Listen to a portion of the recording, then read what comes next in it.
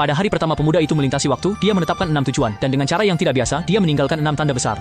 Alasan dia begitu keras pada dirinya sendiri adalah karena dalam ingatan pemilik tubuh sebelumnya, ayahnya yang kecewa dan berharap banyak, seorang bangsawan Inggris, akan segera dikhianati oleh orang jahat, dan dia sendiri akhirnya akan mati dengan tragis. Untuk mengubah semua ini, dia pertama-tama mencari putri bangsawan yang menyamar sebagai pria dan bertarung dengannya, akhirnya ditendang pulang oleh lawannya.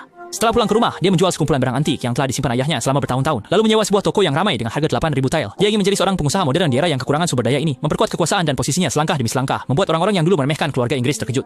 Setelah 10 hari 10 malam berusaha, pemuda itu akhirnya berhasil memurnikan anggur kuning menggunakan alat penyulingan buatan sendiri dan akhirnya membuat anggur yang rasanya kaya dan enak tanpa membuat pusing, yang diberi nama Shenxian Niang. Nah, Xiangxi Yi. Dan untuk cepat membuka pasar, pemuda itu mengeluarkan biaya tinggi untuk menyewa sekelompok anak kecil bernyanyi di jalan. Dengan lirik yang jelas menonjolkan bahwa di restoran yang dia buka ada sejenis minuman yang diberikan oleh dewa. Awalnya, dua utusan dari kerajaan Wu mengira itu hanya omong kosong. Jadi mereka berpikir untuk melihat-lihat saja. Kebetulan saat itu putri sulung dari Cheng Gogong merasa kesal karena bertengkar dengan utusan kerajaan Wu di istana. Jadi dia datang ke tempat ini untuk minum dan menghilangkan kesedihan. Namun, seberapa banyak pun dia minum, dia merasa bahwa arak kuning ini tidak memuaskan. Lalu dia bertanya kepada pemilik apakah ada minuman yang lebih baik. Bos mendengar dan memberikan saran yang buruk. Dia mengatakan bahwa anak bangsawan Inggris yang manja membuka sebuah restoran di sebelah. Hari ini adalah hari pembukaan resminya. Tidak ada salahnya untuk pergi ke sana dan mencicipi rasa minumannya. Bos memikirkan untuk membawa orang yang sulit diatur ini ke kedai minuman si pemuda agar membuatnya malu. Tetapi tanpa disadari, tindakan ini justru memberikan iklan gratis untuk si pemuda. Si pemuda tidak hanya membuat acara pembukaan yang meriah, tetapi juga secara khusus memperkenalkan kegiatan potong harga ala Pinduoduo ke dalam kedai minumannya. Kedua utusan melihat hal ini, lalu maju dan meminta si pemuda untuk mengeluarkan minuman anggurnya. Jika tidak lebih enak dari susu kuda dari padang rumput mereka akan menghancurkan reputasinya. Namun, sebelum mereka selesai berbicara, wanita itu sudah mencium aroma dan datang ke hadapan pemuda itu. Melihat 3 huruf besar, Shen Chen Yang, awalnya dia tidak senang dengan para utusan. Dia segera memperingatkan pemuda itu agar tidak menjual kepada 2 orang dari padang rumput ini. Jika tidak, dia akan menghadapi konsekuensinya.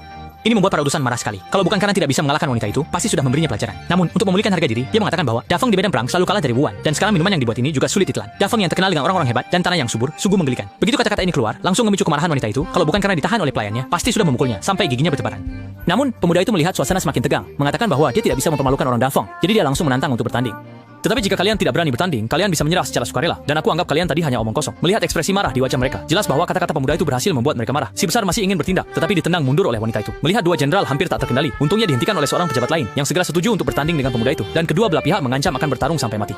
Wanita itu khawatir masalah ini akan menjadi besar. Jadi dia segera menyuruh pelayannya untuk menyampaikan pesan kepada Yang Mulia. Tak lama kemudian, Kaisar menerima kabar bahwa seorang pemuda yang terkenal nakal selama 18 tahun ingin bertarung mati-matian dengan utusan Wuan dan langsung tertarik. Jika menang, ini pasti akan mengembalikan kehormatan bagi negara Dafeng. Maka dia segera membawa seluruh pejabat sipil dan militer menuju lokasi untuk menyaksikan pertandingan. Selanjutnya mari terlihat bagaimana si pemuda membalikan keadaan membela kehormatan negara Dafeng.